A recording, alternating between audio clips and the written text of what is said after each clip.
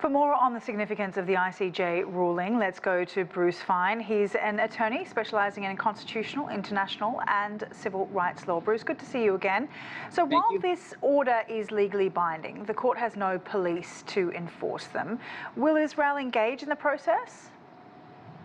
No, I think Israel will boycott the process and ignore the ruling, as they have in many other similar circumstances, as they did the initial ICJ ruling on conforming their behavior to international humanitarian law and ceasing any activities that could constitute genocide. I think in some respects it's a misnomer to call the International Court of Justice a court of law, because when you engage in international jurisprudence, it's all politics. It's just words on a piece of paper unless the big powers agree. The ICJ rulings are meaningless unless the 5 key members of the UN Security Council with unilateral veto power, that's China, Russia, Great Britain, France, and the United States, all agree to move forward. They do it occasionally with regard to Black African countries, but otherwise they're all at loggerheads, and that's why very seldom, if anything, happens.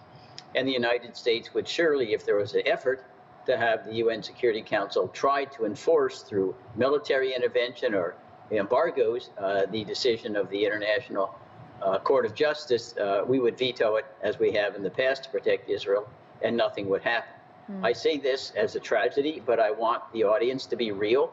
These international forums that make what purport to be legal decisions are making political decisions, and they take effect only if the big powers agree.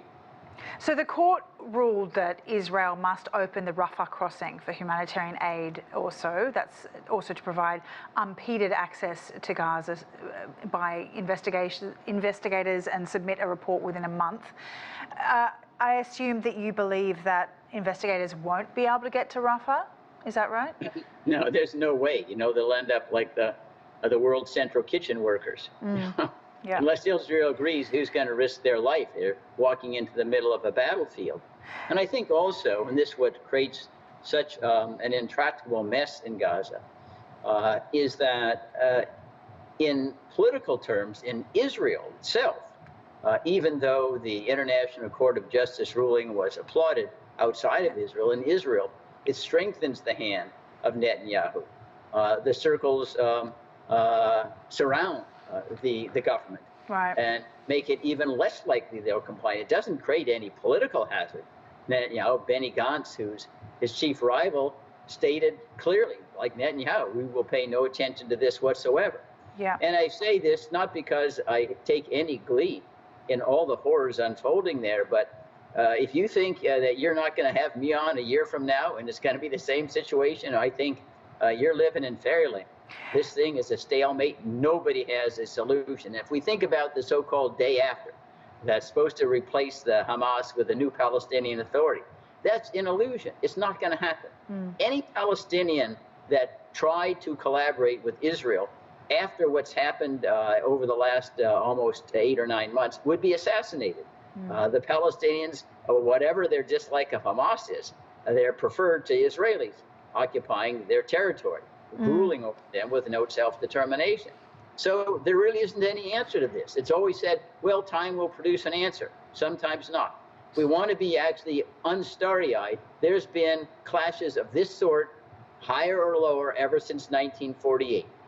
That's like 76 years since the birth of Israel, and it's not got any light at the end of the tunnel as we speak today. So South Africa launched this investigation, and it had an initial complaint on possible genocide, an order of genocide. Now, the United Nations Special Rapporteur on Human Rights in the Palestinian territories has said there is reasonable grounds to believe Israel is committing the crime of genocide against Palestinians. What would a genocide ruling look like? What would they need to prove? The crime of genocide is specifically described in the Genocide Convention of 1948. It's ratified and became effective in 1951, and it's very clear. You would have to prove that the accused intended, in whole or in substantial part, to exterminate a group because of 4 criteria: race, religion, ethnicity, or nationality. If you kill him because of politics, it may be a crime against humanity. It's not genocide. And obviously, in a criminal case, we have to prove these allegations beyond a reasonable doubt.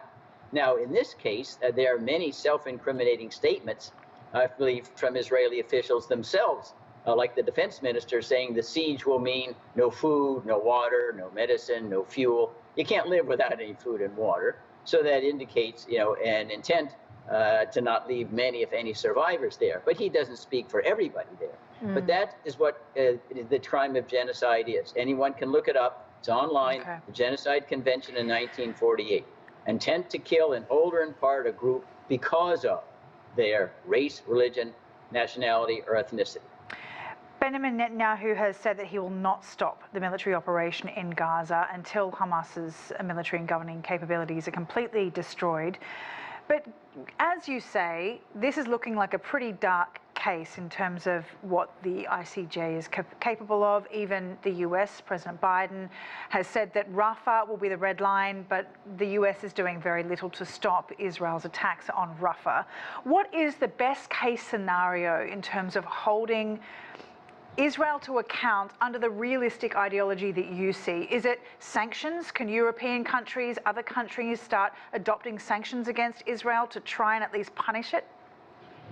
Well, that could work in part, but remember, sanctions is very leaky. If the United States doesn't acquiesce, they'll just be circumventions. Let me give you an example from our own history. In 1960, a long time ago, we began sanctions, economic sanctions against Cuba, when Fidel Castro came to power. He was still in power when he died a few years ago. And it was leaking because other countries would trade with Cuba, because they have an economic incentive to do so. Yet we were the biggest economy in the world, and it was absolute ironclad sanctions. You couldn't do any travel or business there. But Cuba survived anyway.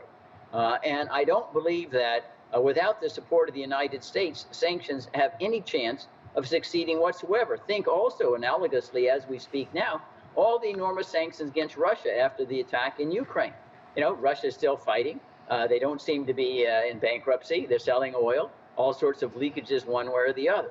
Now, we have a world economy, and there's a huge profit in breaching sanctions, which is why they become routine.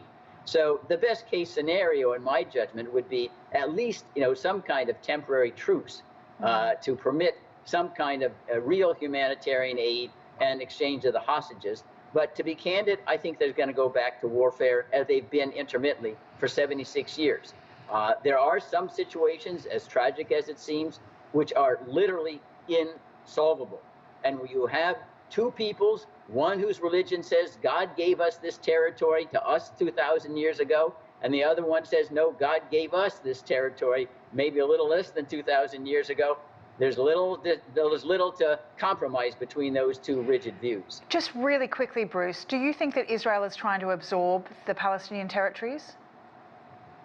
I don't think Israel knows what it's supposed to do.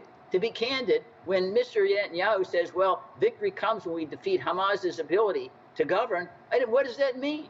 Do you think Hamas walks around with neon signs? How do they know that? So my view is that Israel has no clue what's there each day. It fights and stays in the same place. The generals are complaining there's no victory standard. There's nothing there.